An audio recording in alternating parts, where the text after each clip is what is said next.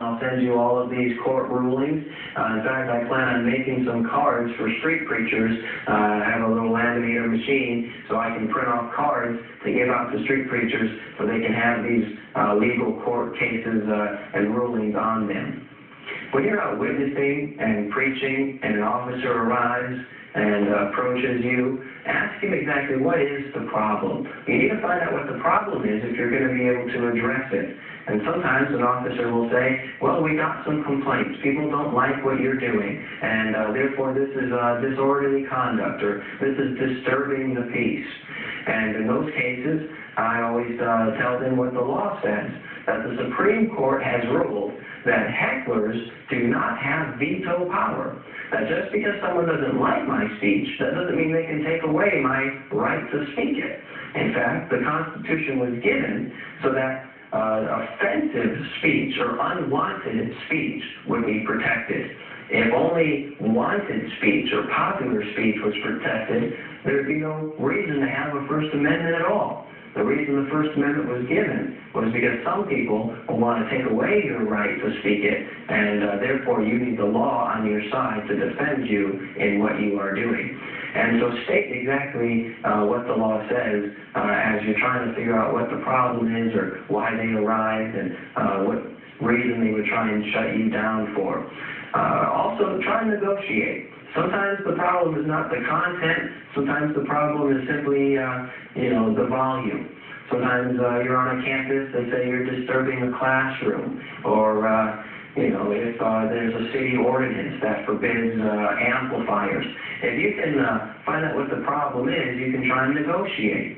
And sometimes I'll say, well, I'll put the bullhorn away, or I'll tone down my volume, and try and work with the police.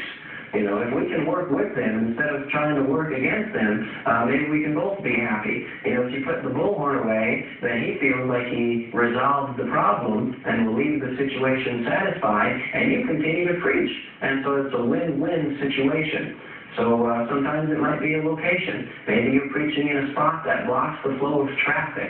We don't have the right to block a sidewalk or to block a staircase or something like that. And so if the problem is your location, see if you can find maybe another nearby location that's just as good that would accomplish your purpose without blocking the flow of traffic.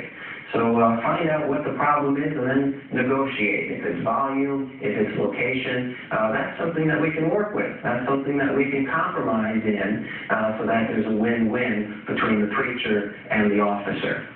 Bible says, God is calling America to repent. God is calling America to repent. And unless you repent, you will do it. Unless you turn from your sin, unless you turn, you will burn. Jesus gave you soul.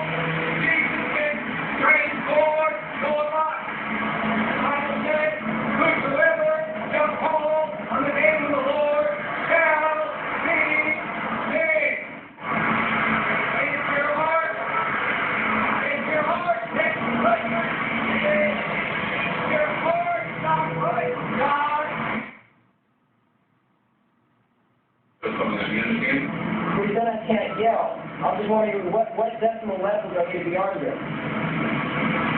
Turn the camera off. What for? Are you going to do anything illegal? I'm not doing it. I'm speaking to you about the situation. Calm down. Well, just for my own protection and yours. Protection of what? Well, just so I don't falsely accuse you and you don't falsely accuse me. I know what you're saying. I'm just making an introduction to begin with. Nothing false. Okay, well, I'm talking with you with your situation. That's all it is. well I am going to raise my voice, though, preaching. In a respectful manner. So you're not bothering the people in the downtown community. Yeah, I'm not going to stop anyone. They think, well,